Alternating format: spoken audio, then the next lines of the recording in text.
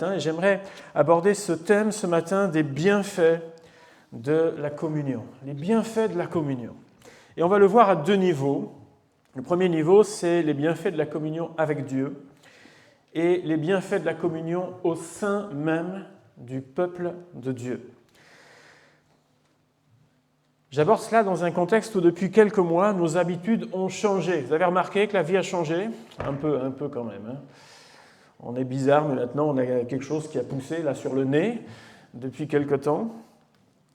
Plusieurs choses qui constituaient pour nous des repères sont devenues restreintes, voire même impossibles à faire. Et on le sait, il faudra encore vivre avec pendant un certain nombre de mois.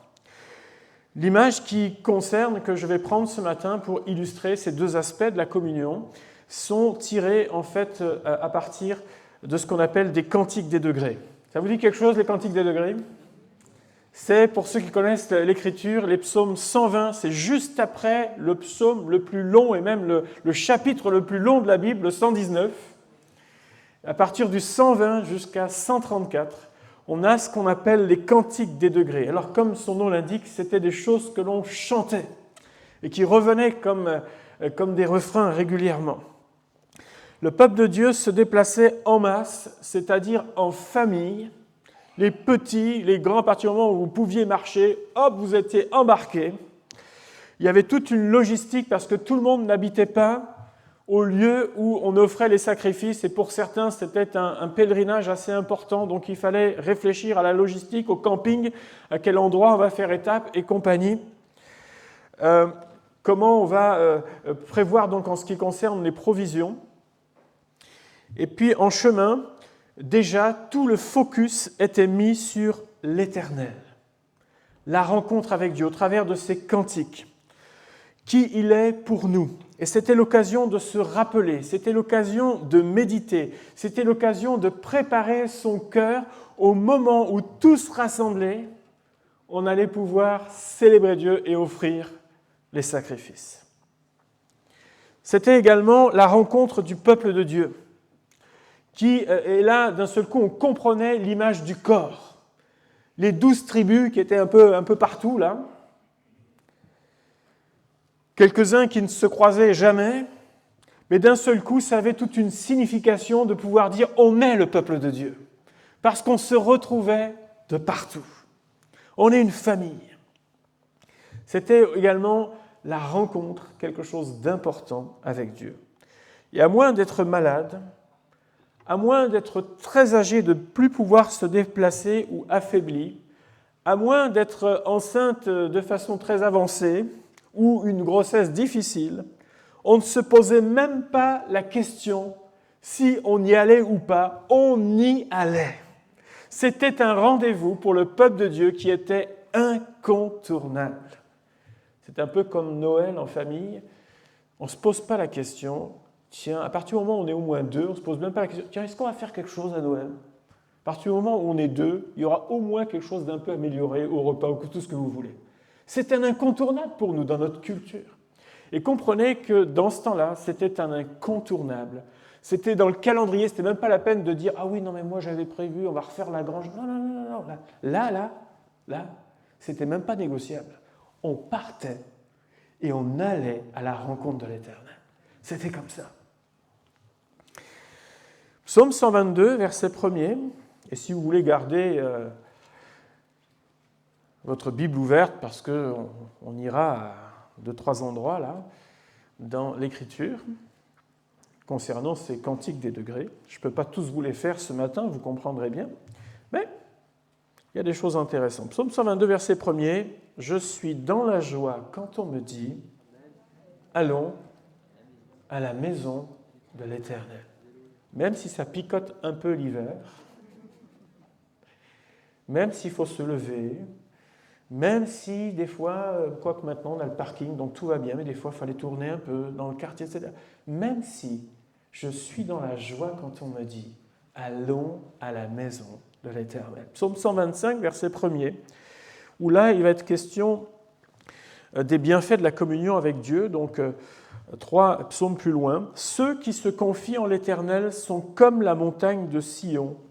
Elle ne chancelle point, elle est affermie pour toujours. Il est ici question de se confier ou de confier sa vie en Dieu. Vous savez qu'on ne confie pas quelque chose d'important à quelqu'un sans être justement en confiance. Si je vous dis, donnez-moi les clés là, de votre appart, de la maison, il se peut que vous ayez un moment de recul. En tout cas, moi, je ne confierai pas les clés à n'importe qui. Et je pense que vous, c'est pareil. Parce que même si c'est que du matériel, on est d'accord, c'est que du matériel, mais enfin quand même, il y a des choses, on n'aimerait pas qu'elles soient saccagées. On n'aimerait pas qu'elles soient remuées, qu'elles soient fouillées, qu'elles soient visitées, qu'elles soient salies, tout ce que vous voulez, cassées. On y tient quand même un peu, même si c'est que du matériel. Et donc on ne confie pas les choses qui sont pour nous importantes à un inconnu, une inconnue ou quelqu'un en qui on n'a pas confiance. On confie sa vie dans cette communion, le fait de s'ouvrir à Dieu. Il y a plusieurs points qui sont décrits dans ces cantiques des degrés. Dans ces cantiques, on chantait le souvenir des victoires passées. Alors qu'on se rendait à la maison de l'Éternel, on se souvenait de ce que Dieu a fait pour nous, pour le peuple de Dieu, mais aussi pour nos propres vies. Vous savez, Israël avait frontière avec plusieurs nations étrangères. Et il n'était pas rare, vous connaissez un peu l'histoire, que certaines de ces nations, de temps en temps, viennent grappiller une ville proche de la frontière, viennent piller, viennent essayer de reprendre un territoire qu'ils considéraient pour eux être un peu comme le leur. Le souvenir, et donc ils vivaient avec parfois cette crainte de dire « mais qu'est-ce qui va nous arriver demain ?» Mais aussi avec ce souvenir que Dieu est maintes et maintes fois intervenu pour défendre son peuple et pour lui permettre de garder la victoire. Le souvenir de qui Dieu est, dans tous ses attributs, dans le fait d'accompagner son peuple, la traversée des moments difficiles pour le peuple de Dieu, parce que tout n'a pas toujours été rose. C'est ce qui est identifié par les ennemis. Et nous avons tous nos ennemis. Parfois, l'ennemi, c'est la peur, l'angoisse, l'anxiété. De quoi sera fait demain? Est-ce que je garderai mon travail? Est-ce qu'en sortant des études, dans la période actuelle, mais est-ce qu'au moins je vais trouver un travail? Je vais étudier 5 ans, 7 ans, 8 ans, puis l'angoisse. Parfois, c'est notre ennemi. D'autres fois, ça peut être nous-mêmes, notre ennemi, notre propre faiblesse. On se dit, mais Seigneur, aide-moi à rester fidèle à toi. Parce que ce n'est pas facile à certains moments. Je suis tiraillé. Mais Seigneur, je veux me confier en toi pour rester en toi et avec toi. Et on est conscient de cet ennemi-là. On est conscient de l'ennemi de la tentation. On est conscient de l'ennemi du découragement également. C'est un vrai ennemi qui est là. Alors on a tous nos ennemis. Mais c'est l'importance de se rappeler que dans les moments difficiles et dans ces cantiques des degrés, si vous voulez les relire, je sais que beaucoup ont des plans de lecture parce qu'on vous encourage à ça. Mais si vraiment vous voulez les lire, vous vous apercevrez qu'en réalité, eh bien, Dieu a aidé son peuple à traverser chaque moment difficile. L'importance aussi de se positionner personnellement. L'importance de pouvoir dire, comme nous l'avons chanté il y a quelques instants, « Je suis à toi. Je suis à toi, Seigneur. Nous sommes ton peuple. » Venir à la maison de l'Éternel pour adorer, demandez donc un effort physique, un investissement et une volonté personnelle. C'est ce que l'apôtre Jacques nous communique lorsqu'il dira « Approchez-vous de lui et il s'approchera de vous ». Il n'est pas dit « Dieu va te secouer ». Et une fois que tu seras à peu près réveillé, qu'il faudra mettre 3 allumettes à chaque œil pour maintenir les yeux ouverts, là tu pourras t'approcher. Non, c'est toi fais l'effort de t'approcher de Dieu, viens à lui, et tu verras combien sa réponse sera belle et grande pour toi. Approchez-vous de lui, faites l'effort de le faire, et il s'approchera de vous. On peut reconnaître que c'est important de louer, de célébrer Dieu ensemble, et je vais y revenir tout à l'heure. Mais je dirais que ça pourrait même être assez restrictif, car nous n'avons que peu d'occasions de nous retrouver quand on y réfléchit. On se voit, Dieu merci, chaque semaine, et peut-être moins que d'habitude. D'ailleurs, on peut se voir, même si bientôt les mardis vont reprendre, etc. Petit à petit, tout est en train de se remettre en place. Mais si on devait considérer que le seul moment important est ce temps de rencontre ensemble, vous êtes d'accord qu'à l'échelle d'une semaine, ça ne fait pas grand-chose, n'est-ce pas? Ça fait peu de temps. Dieu nous invite avant tout à une communion qui est ce qu'on appelle personnelle avec lui. Dans l'Ancien Testament, une expression revient concernant justement à plusieurs reprises, elle est employée pour décrire cette communion personnelle avec Dieu quotidienne. Il s'agit de marcher avec Dieu. Marcher avec Dieu. Enoch, concernant Enoch, il nous est dit que Enoch marcha 300 ans avec Dieu. Alors, ok, c'est une belle performance que ni vous ni moi, je pense, on va réussir à faire. Il y a peu de chance. On est d'accord avec ça? 300 ans, il nous est dit qu'il a marché avec Dieu. Et Hébreu fera ce témoignage concernant Enoch, qu'il était agréable à Dieu. Et il a été, il est parti un jour avec le Seigneur. Noé, concernant Noé, il nous est dit que Noé était un homme juste et intègre dans son temps. Noé marchait avec Dieu. Concernant Abraham, dans Genèse 17, c'est Dieu qui va lui dire « Marche devant ma face et sois intègre ». Et à la fin du livre de la Genèse, il nous est dit que non seulement Abraham, mais aussi son fils Isaac ont marché avec Dieu. Et là, on comprend qu'il ne s'agit pas simplement de dire « Ok, Abraham a su un jour prier, Abraham a su de temps en temps se retrouver auprès de Dieu sur sa montagne, etc. » Non, non, non. Chaque jour, même si sa vie n'a pas été parfaite, parce qu'aucune de nos vies n'est parfaite, mais l'axe de sa vie a été de dire « Moi, je marche avec Dieu, je suis Dieu dans ma vie. » Et marcher avec Dieu ne signifie pas simplement d'avoir un temps de dévotion personnelle chaque jour, dire « Ah, j'ai lu mon chapitre, c'est bon, je suis dans les temps pour terminer mon année, pour lire la Bible en 1 an ou en 2 ans. » Ça, c'est bon. Et je vous encourage à le faire. Ça ne veut pas simplement dire cela. Ça ne veut pas dire simplement « J'ai fait ma petite prière pour être sûr d'être gardé aujourd'hui. » Mais ça signifie de vivre avec Dieu à tout moment. Je ne dis pas d'être en adoration au travail, on est bien d'accord, parce que vous êtes censé, quand on est au travail, travailler. Sinon, il y en a un qui ne va pas être content et qui aura raison de l'être. Mais l'aimer de tout notre cœur et marcher dans ses voies, que l'on me voit, que l'on ne me voit pas, que je sois à la maison, que je sois au travail, que je sois avec mon voisinage, que je sois dans mes études, dans la rue, dans les transports, dans mes loisirs, partout, je vis avec Dieu, je suis avec Dieu, alléluia. C'est ça, être enfant de Dieu. Marcher avec Dieu signifie aller dans la même direction que lui. Sinon, on ne marche plus avec lui. On a marché un jour avec lui, mais on est dans une autre direction.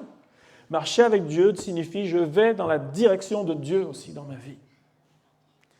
Les termes associés dans ces passages avec le fait de marcher avec l'Éternel sont l'intégrité et le fait d'être agréable à Dieu. Enoch, Noé et Abraham ne vivaient pas avec beaucoup de personnes qui étaient là pour les encourager, vous avez remarqué? Ils étaient un peu tout seuls quand même. Un peu tout seuls à croire ce qu'ils croyaient, un peu tout seuls à vivre ce qu'ils vivaient. Personne pour leur servir vraiment d'exemple, pour les tirer, comme on le dit, vers le haut, ou répondre même à leurs questions. Ils n'avaient pas de littérature chrétienne, autant qu'on en a aujourd'hui. Il n'y avait pas de chaîne YouTube pour faire même de la boulimie de prédication. Il n'y avait pas de CD à se mettre dans les oreilles pour chanter un chant de Stéphane Kerry, de Dan Luiten, ou qui sais-je encore, de dire « Ouah, c'est bon et ça fait du bien quand on est dans la voiture », etc.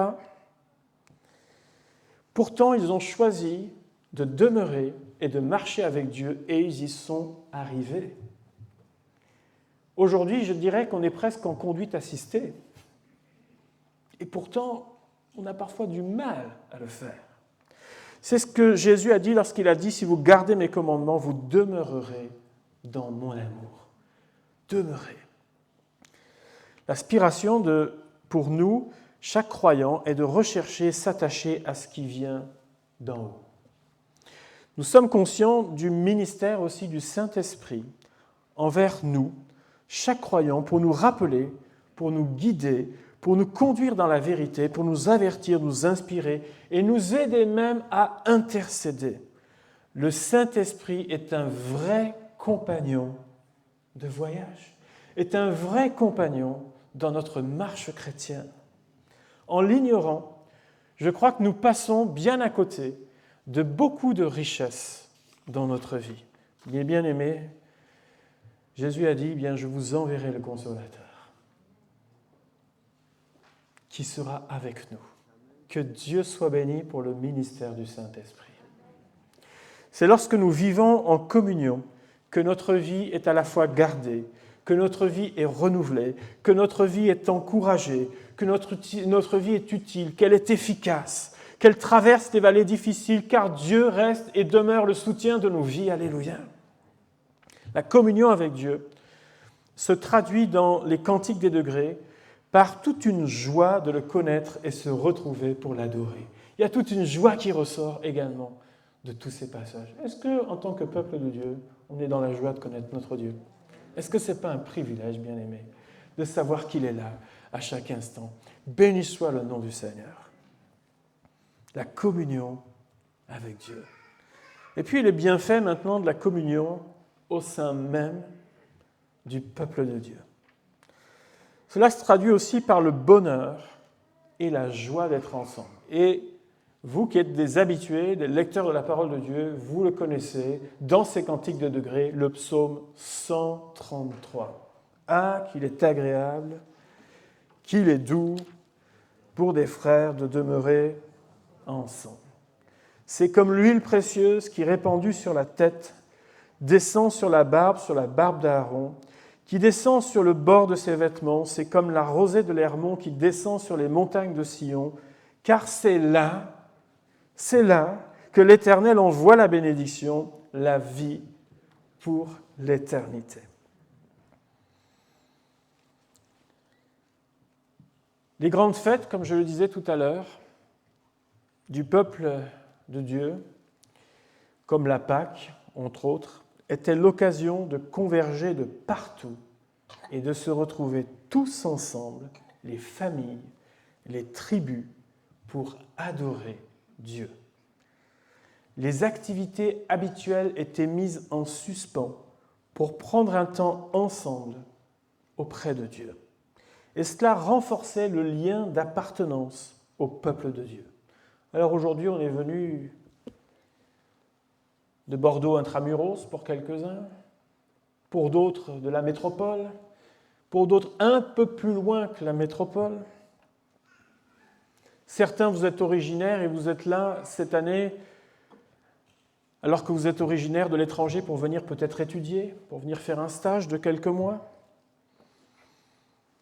Mais nous stoppons nos activités. On coupe même notre téléphone portable, et ça c'est presque un miracle aujourd'hui, pour venir adorer Dieu ensemble.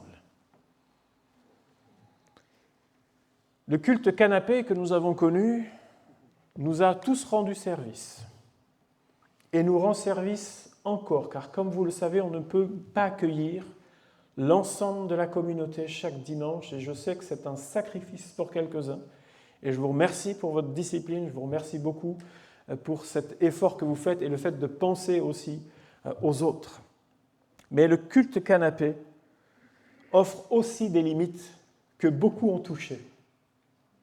C'est qu'on ne vit pas la même chose dans un culte canapé que lorsque nous sommes réunis en tant que famille, en tant que peuple de Dieu, dans un même lieu pour adorer Dieu. C'est vrai ou c'est pas vrai? Il manque toute une dimension.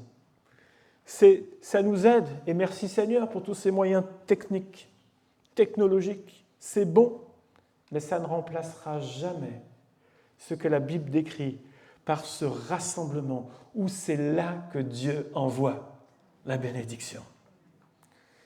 Le psaume 133 compare le rassemblement à la rosée de l'Hermon. L'Hermon, c'est une montagne qui culmine à environ 2800 mètres. Et l'humidité qui est accumulée sur ces pentes se répand sur le pays sous forme de rosée. Ça aide pour fertiliser les sols. Et si vous vous renseignez un peu sur les bienfaits de la rosée, c'est bon pour les sols, Ça protège un petit peu en termes de température également, de protège un peu du froid également, toutes nos plantes, etc. C'est bon pour la végétation. Et puis il y en a même qui ont trouvé dans le temps que c'était bon aussi pour la santé. On extrait. Encore aujourd'hui, on cherche à récupérer l'eau de la rosée parce qu'il y a des propriétés dans cette eau. Alors évidemment, si c'est près des lieux où une culture intensive et compagnie, enfin, c'est plus tout à fait bien comme avant, on va dire. Mais si vous êtes encore dans des lieux où, je dirais, l'activité humaine n'est pas trop intense, on récupère l'eau de rosée pour ses propriétés. Il y avait même, alors je ne sais pas jusqu'où ça va, mais on recommandait, il y a encore un peu plus d'un siècle de ça, aux gens de marcher pieds nus dans la rosée. Certains disent qu'il y a même des propriétés qui sont bonnes pour la peau, en ce qui concerne donc pour nous. Il y a toute une dimension que l'on vit dans le rassemblement des enfants de Dieu, où nous sommes fortifiés, nous sommes renouvelés et où nous sommes encouragés. On en a tous fait l'expérience un jour, parfois de venir en se disant « Oh, c'est dur ce matin, la semaine, ça n'a pas été évident, mais je viens dans la maison de Dieu. On a du mal à se concentrer, on a du mal même à y être, mais il y a quelque chose qui se passe qui fait que quand on rentre à la maison, hey, ça va. C'est vrai ou pas? On a tous vécu ça. Tous vécu ces moments où on se dit, mais j'ai bien fait d'être là. J'ai bien fait de vivre ce temps avec mes frères, avec mes sœurs. Il y a quelque chose qui se passe dans la présence de Dieu, qui renouvelle notre être. L'unité est importante au sein du peuple de Dieu et elle demande des efforts. Éphésiens 4 nous dit, c'est l'apôtre Paul qui dira « Efforcez-vous de conserver l'unité de l'esprit par le lien de la paix ». Vous savez, parfois, dans nos églises, on veut opposer les jeunes avec nos aînés. On veut opposer ceux qui sont plutôt traditionnalistes, les conservateurs, avec ceux qui veulent toujours tout changer. On veut opposer les locaux avec les gens qui arrivent de l'étranger. Vous savez, l'unité, ça ne veut pas dire qu'on est des clones, mais ça signifie qu'on a de la considération pour tous. Ça signifie qu'on se respecte mutuellement. Ça signifie qu'on a un amour commun pour Dieu. Et rien que ça, c'est bon de se voir et c'est bon de se retrouver. Alors, il y en a qui ont été élevés avec les pâtes et les frites, puis il y en a d'autres qui mangent du foufou, avec la sauce. Mes amis qui mangeaient du foufou, c'est bon le foufou. Je n'en mangerai pas tous les jours. Bon, après, il y a les Réunionnais, c'est le rougail saucisse, mais on ne va pas faire tous les plats culinaires. C'est bon tout ça. Mais de temps en temps, va goûter 2 frites, tu verras, c'est pas mauvais non plus. Et puis vous qui avez été habitués aux pâtes, aux frites, aux légumes et tout ça, allez manger du foufou, vous verrez, c'est bon aussi. C'est bon. Ils savent faire, nos amis. Ils savent faire. De temps en temps, allez voir un de nos aînés, là, et puis demandez-lui un petit peu son témoignage de vie. En tant que pasteur, je le fais de temps en temps dans les visites. Puis moi, ça me fait du bien d'entendre la fidélité de Dieu dans la vie de nos bien-aimés. Et puis quand vous croisez ensuite cette personne, vous n'avez plus le même regard. Vous vous dites, c'est mon frère, c'est ma sœur, Dieu le bénit, et moi je ne peux pas faire autrement que de l'aimer. Je ne peux pas faire autrement que de le considérer ou de la considérer. De temps en temps, allez poser un peu quelques questions à nos aînés. Ils ont des belles choses à vous raconter concernant l'histoire de leur vie. Et puis, mes bien-aimés qui êtes aînés, rappelez-vous que vous avez été jeunes un jour. Vous n'avez pas toujours été aussi sages que vous l'êtes aujourd'hui. Rappelez-vous vos années jeunesse. Et dites-vous bien qu'on a besoin aussi de cette énergie-là au milieu de nous. Elle est bonne. Des fois, elle a besoin d'être canalisée, mais c'est bon. C'est bon, c'est la vie. C'est la vie des générations. On n'est pas là pour opposer les choses. On est là pour dire, on est le peuple de Dieu. Ça ne dépend pas de la race, ça ne dépend pas de l'âge, ça ne dépend pas de mon regard, ça ne dépend pas pour qui je vote aux élections, ça ne dépend pas de tout ça. Ça dépend simplement du fait de dire, nous sommes le peuple de Dieu ensemble. Ensemble. Alors c'est vrai qu'en ce moment, on ne peut plus se saluer comme avant, on ne peut plus s'inviter autant qu'avant. Il faut être prudent pour soi, il faut être prudent pour les autres, bien entendu. Mais on peut appeler, on peut continuer à prendre des nouvelles, on peut même prier au téléphone. Et puis j'ai même fait une chose là, il y a quelques mois, c'est apprendre à prier par Zoom. Mais quelle horreur ce truc! Je vous assure que les premières fois, je me demandais si je n'étais pas en train d'idolâtrer mon ordinateur. J'étais habitué à prier de temps en temps avec des bien-aimés au téléphone quand il y a une urgence, quelque chose. Je crois que Dieu est capable, à l'instant même, il n'est pas gêné par nos ondes et compagnie, d'agir dans la vie des bien-aimés. Je le crois. Mais là, on leur dit, avec la caméra, oh bon. Mais une fois que vous l'avez fait 4 fois, ça va mieux. Vous avez passé cette barrière-là au niveau de la tête et vous vous dites, c'est quand même bon de prier avec mon frère, ma sœur. Je préférerais être avec eux, je ne peux pas, mais c'est quand même bon de prier avec eux, même par ce moyen. On s'adapte, on s'adapte. Quand Paul dit « efforcez-vous », cela signifie que nous avons tous notre part à faire. Qu'est-ce que je fais ? Qu'est-ce que je fais pour être un artisan de paix ? Qu'est-ce que je fais envers les personnes les plus vulnérables ? Qu'est-ce que je fais en ce moment pour maintenir, garder ce lien communautaire ? On a vite compris dès la rentrée qu'il fallait absolument reprendre toutes nos activités pour les enfants, pour les préados, pour les ados. Pour nous, c'était une question importante parce qu'on sentait que si on ne le faisait pas, il y avait un risque de décrochage. On le sentait.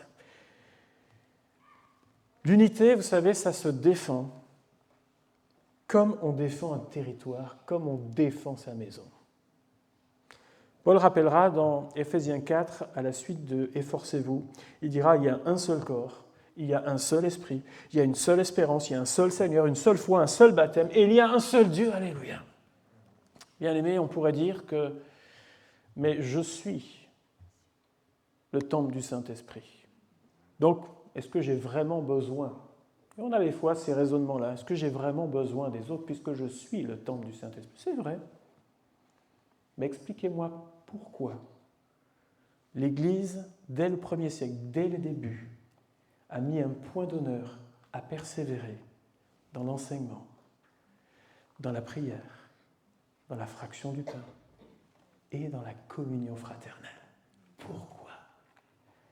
Pourquoi, au lieu de tout ce monde se rendre dans un même lieu, d'un seul coup, on s'est dit, il y a eu beaucoup de communautés qui ont été ouvertes, et ils ont pu vivre de façon d'ailleurs beaucoup plus régulière, beaucoup plus intense, le fait de vivre la foi ensemble. Pourquoi ? Parce que Christ l'a voulu. Christ l'a voulu ainsi. Oui, nous sommes tous les jours, souvent seuls, à vivre et effectivement à marcher avec Dieu. Et ça, c'est un aspect, nous sommes le temple de l'Esprit, partout où nous sommes, effectivement. Mais il y a aussi cette nécessité que Christ a voulu du rassemblement des fidèles, dans lequel nous vivons quelque chose en termes communautaires que nous ne pourrons pas avoir autrement. Que Dieu nous aide à vivre pleinement cette dimension aussi. Celle de dire, ensemble, on s'approche de Dieu. Ensemble, nous recevons cette rosée qui vient du ciel. Ça fait du bien pour nos vies. Ça fait du bien pour les jours qui vont venir. Ça fait du bien d'être encouragé, d'être fortifié et d'ainsi pouvoir continuer notre marche avec le Seigneur chaque jour de notre vie. Que Dieu soit loué. Seigneur, je veux te remercier pour ta présence. Et je veux te prier de nous aider à traverser avec succès toute la période que nous vivons en ce moment.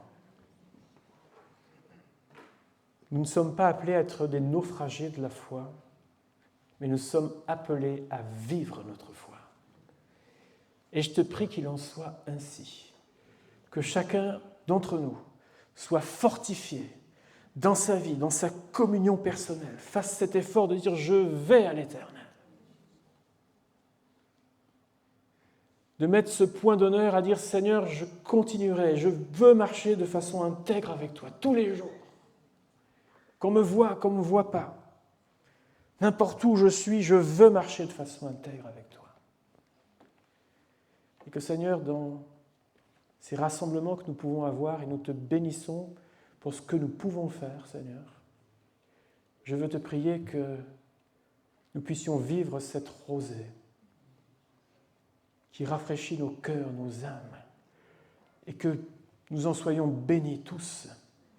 Nous voulons penser à ceux qui sont vulnérables en ce moment et qui ne peuvent pas être au milieu de nous, qui ne peuvent pas, Seigneur, avoir ces moments que nous avons. Et je veux te prier, Seigneur, que tu nous aides aussi à être des frères et des sœurs pour eux, Seigneur. Te demander la grâce de les bénir, de les visiter, mais aussi que, en tant que corps, en tant qu'Église, nous puissions répondre présents auprès de nos bien-aimés. Seigneur, sois loué, Seigneur, sois béni et sois remercié dans le nom de Jésus. Amen. Amen.